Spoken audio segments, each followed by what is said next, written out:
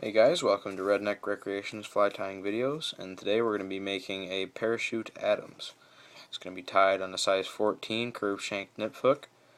For the wings we're going to use some white CDC, and for the legs we're going to use some Grizzly Hackle. For the body you're going to use some grayish blue seal fur. There's also other substitutes such as rabbit dubbing. You can use some possum or badger, bear, whatever you have on hand. For the tail, you're going to use goose biots. Okay, and the biots are essentially part of the feather. This is a turkey feather, but turkeys also have biots you can buy.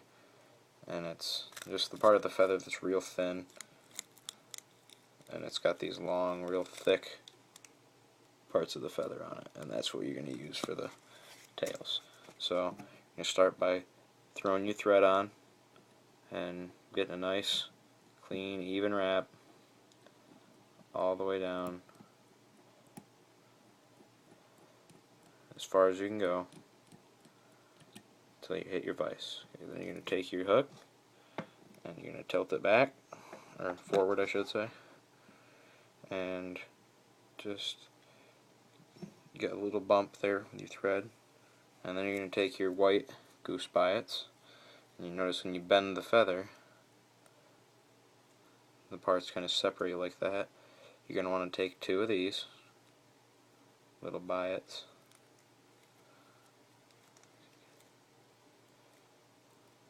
alright, let me get two here,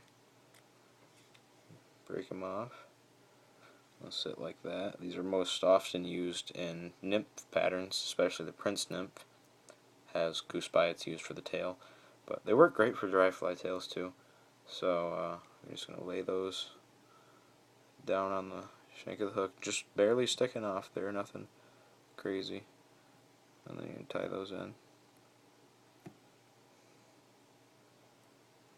Nice even tight thread wraps. And then you're just gonna kind of separate the two and wrap back.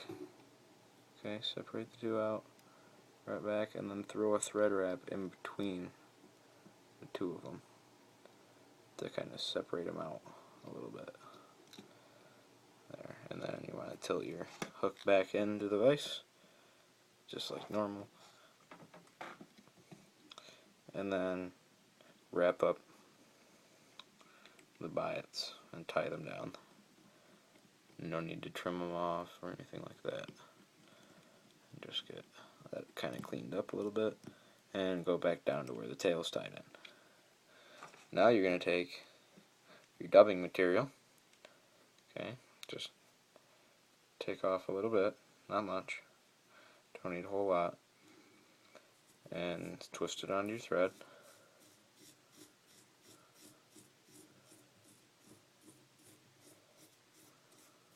Make sure you're twisting it one direction, not twisting it like this, because that'll just put it on and then spin it right back off. Just constantly turning it the same direction, feed it up to the end of the fly, and then start to tie in your dubbing. As you tie it in, you want to tighten it up a little bit, throw a wrap on it, tighten it up some, wrap it on, tighten it up, wrap it on, tighten it up, and just continue that pattern.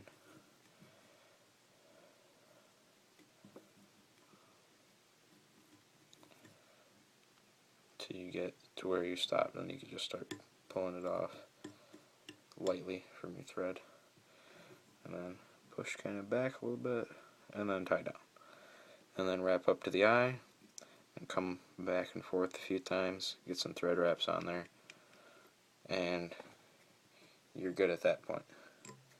And now what I like to do generally is take some scissors and just trim off the top. The bottom's fine, kind of gives it a little bit of a leggy appearance, or like a kind of like a textured body, which is really what you want. You don't want to have just a plain body. Then you're going to take your CDC. I'm going to get two feathers here, just two little CDC feathers, and I'm going to line them up, so that they're facing apart. They're concave, faces each other. I'm going to strip this up.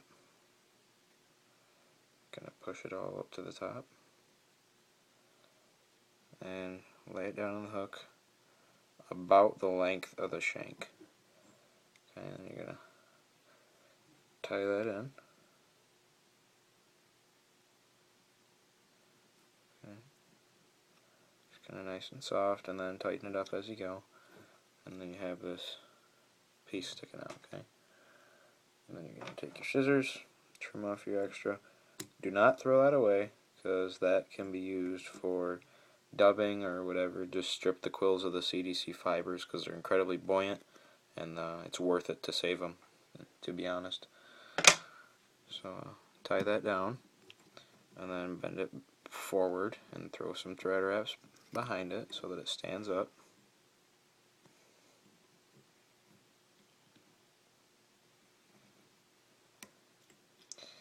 Just kind of secure that down so you have them standing up. Now it looks really big, but we'll kind of trim that down at the end.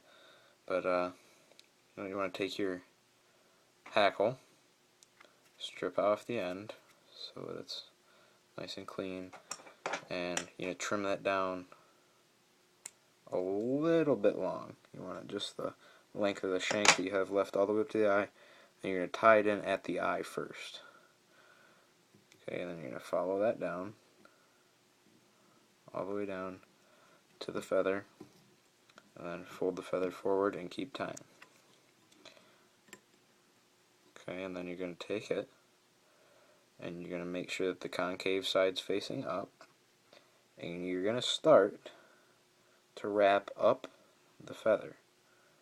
You're going to pinch the feather between your fingers and literally are wrapping the hackle around the wings.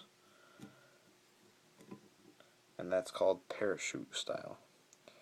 And what will start to happen is you'll start to get this kind of leggy effect going on as you're spinning it around the wings. The hackles will flare out just like they're on the hook, when really it's just on the wing, and that allows it to land and sit hook point down every time. You can do one more thread wrap here. You don't want to kill it, but want to get enough in. Okay, and then you're just going to tie it down up by the eye. Okay, just snip that off a little bit, fold everything back that might be sticking out by the eye and tie it in. Okay, and then we're going to do a nice little dubbing head. And this is kind of a little tricky part, but not that bad. Just take a little smidge of your dubbing, thread that on the hook, or not thread that on the hook, sorry, put that on the thread, and then wrap that up around the head. Continually tighten it up so that your head's not incredibly large, but you don't want it to be tiny either. It's just the style that the fly is. Okay, and you're going to tie off at the head.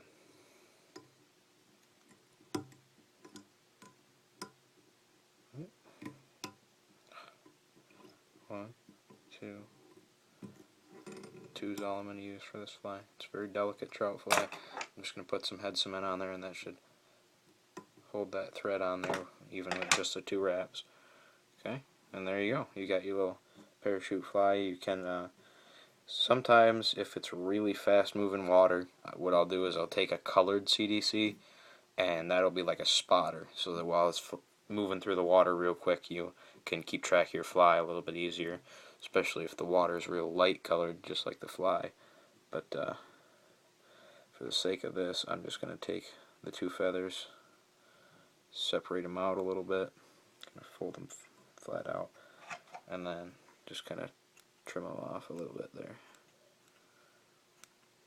so that they're not sticking out too high. And when you take this off the vise, you should have your little goose bite tail, which is kind of nice, and then you have your fly, and it's got the hackles coming out and sticking out around, so every time, no matter what, it should land just like that in the water. It's a great trout pattern because sometimes those trout, they're just real picky. If your flies land the wrong way or something, they just won't come up and hit it. You'll see them come up to the fly and then turn underneath. They're not making a strike and miss it, and they're missing on purpose. They notice that something's wrong with the fly and they don't want anything to do with it. So I would definitely fish this on days where you just can't get a bite with anything else. Don't forget to like, subscribe, and always remember to keep on fishing.